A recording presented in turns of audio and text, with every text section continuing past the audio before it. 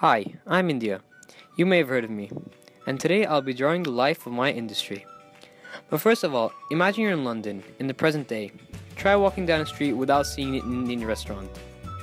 Unless you've never been to London, you'll know that this is nearly impossible because there are just so many there.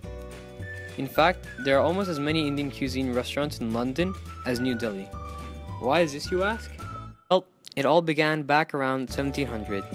I was a place rich in resources such as coal, oil, metals, timber, cotton, fish, diamonds, spices, and more. Before the 1700s, I had been under the Mughal rule, and by standards at that time, I was very wealthy. The Mughals built grand structures such as the Taj Mahal and had a merchant trade system around Southeast Asia.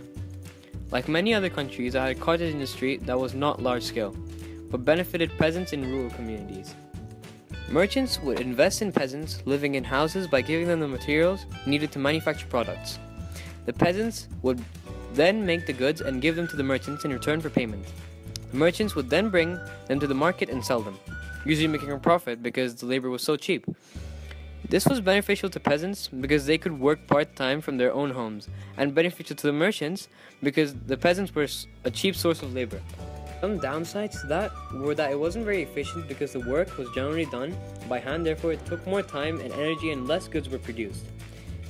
The fact that it was done by hand in a time-consuming way also meant that the price of the product increased in proportion with the payment of the peasants who made them. That was all before British imperialism. By 1750, I was subject to company rule.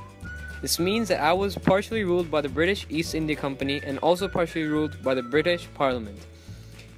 The East India Company had a trade monopoly over things such as tea, saltpeter, spices, silk, cotton, and others. This company was so large that it had its own soldiers, which it used in wars to expand its rule over me. If modern companies are considered evil because they're so powerful, this company was the devil. It's often said that I fueled the Industrial Revolution, and here's why.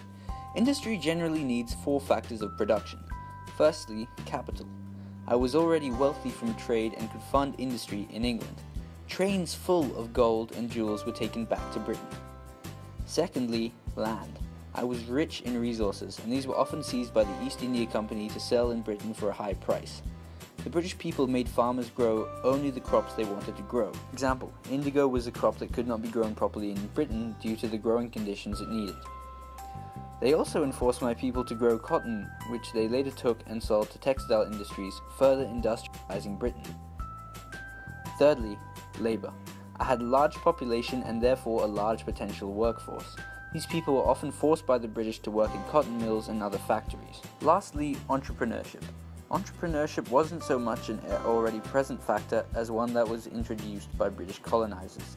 The East India Company was born from entrepreneurship and took advantage of all the other factors of production to grow and become wealthy. All of these things benefited Britain, whose industrial revolution was now in full swing. My economy didn't grow much, nor did it go into recession. To help Britain even more, taxation was increased as the British saw my economy improve due to trading. This taxation prevented me from growing much wealthier.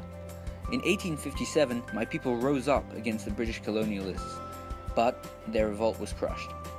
After this, historians and economists alike suspect that instead of exacting direct revenge on revolutionaries, the British increased taxes on the people by a massive amount, strengthening their economy, but crippling mine. The rebellion in 1857 was by no means the last.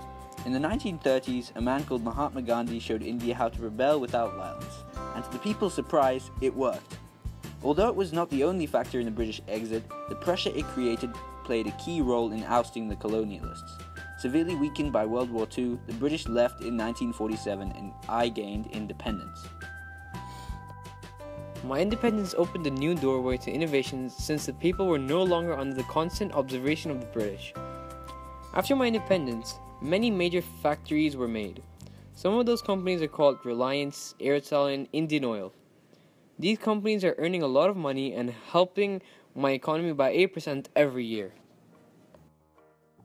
Although industrialization has helped me to stabilize economically, the advantages don't come without plenty of disadvantages. Industrialization gave many people jobs and reduced unemployment dramatically. It also meant that there were many cheap goods, such as food and petro products, available for the rest of the world. So that's the way that the entire globe has benefited from my industrialization. The disadvantages is the amount of pollution made. This is harmful for the atmosphere. India's air has become more contaminated since its industrialization. The working conditions have also changed. The workers are forced to work in bad conditions.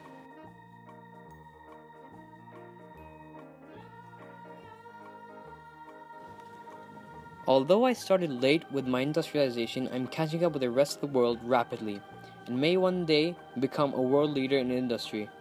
I've reached many fantastic achievements since my independence. I successfully completed my Mars mission with a budget less than that of the movie Gravity, and I have also eradicated polio within my population. Over 40,000 kilometers of highways have been added in the past 15 years. My software industry has also grown a lot from almost nothing in the past 20 years, with Bangalore now being considered as an Indian Silicon Valley. Today, Britain and I are on good terms. Although it may seem like they only influenced me, it's also the other way around. As two nations, our cultures remain intertwined to this day. So next time you're in London seeing all those Indian restaurants, or you're in Delhi seeing old colonial buildings, you'll know why.